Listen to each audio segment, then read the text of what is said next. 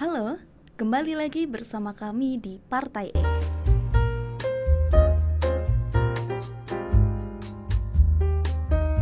Membangun struktur organisasi yang efisien untuk keadilan sosial di Indonesia.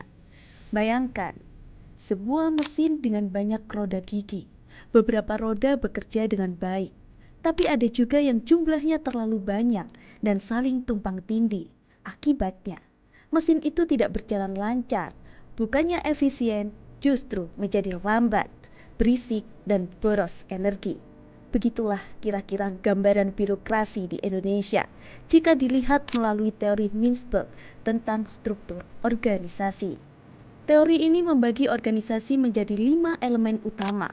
Strategi APEC sebagai pengambil keputusan tertinggi, middle line yang menjadi penghubung antara pimpinan dan pelaksana, technostructure yang merancang sistem kerja, operating core yang menjalankan tugas utama, dan support staff yang mendukung operasional. Masalahnya, di Indonesia, bagian middle line sering terlalu banyak dan tugasnya tumpang tindih, sehingga bukannya membuat organisasi lebih efisien, justru memperumit dan memperlambat proses kerja.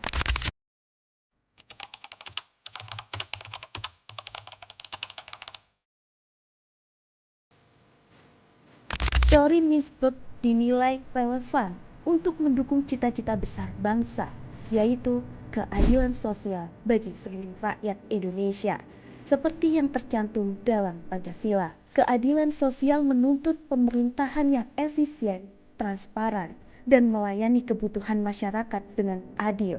Untuk mencapainya, setiap elemen organisasi birokrasi harus bekerja secara harmonis. Strategi APEC harus fokus pada pengambilan keputusan yang berpihak pada kepentingan rakyat. Middle line perlu disederhanakan agar tidak terjadi tumpang tindih tugas yang menghambat pelayanan.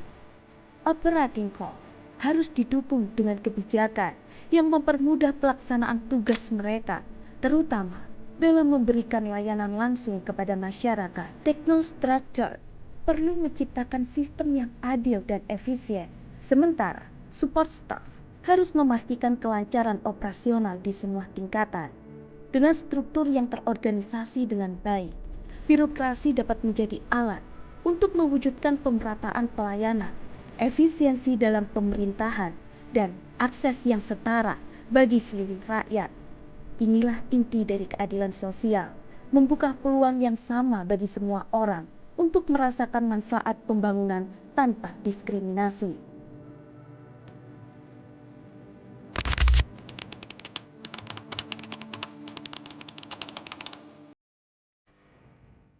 Mari kita ambil sebuah contoh nyata. Bayangkan, seorang yang ingin membuka usaha di Indonesia.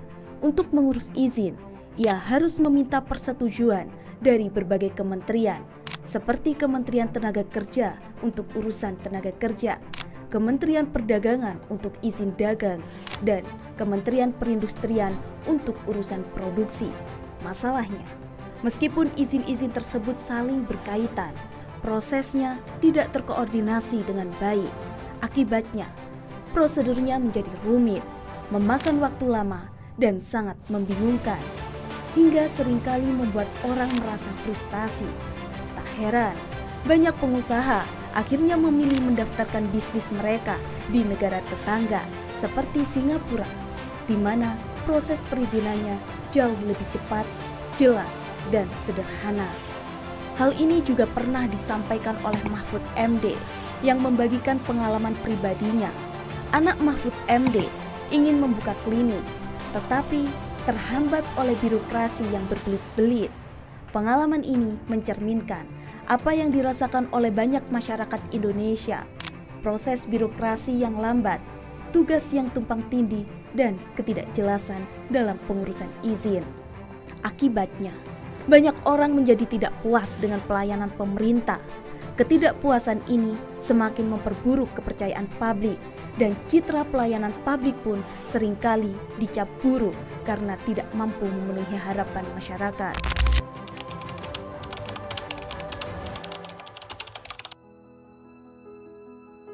Pemerintah pemerintah sebenarnya sudah berusaha melakukan reformasi birokrasi untuk memperbaiki sistem yang ada. Salah satu langkah nyata adalah melalui sistem pemerintahan berbasis elektronik (SPBE) yang bertujuan untuk membawa birokrasi ke era digital. Namun, langkah ini menghadapi tantangan baru. Banyak aparatur sipil negara (ASN) yang belum memahami teknologi dengan baik.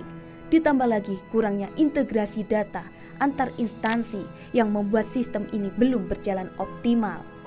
Jika kita kembali ke gambaran mesin birokrasi tadi, satu hal yang jelas adalah perlunya membongkar, memperbaiki, dan menyederhanakan roda gigi di middle line.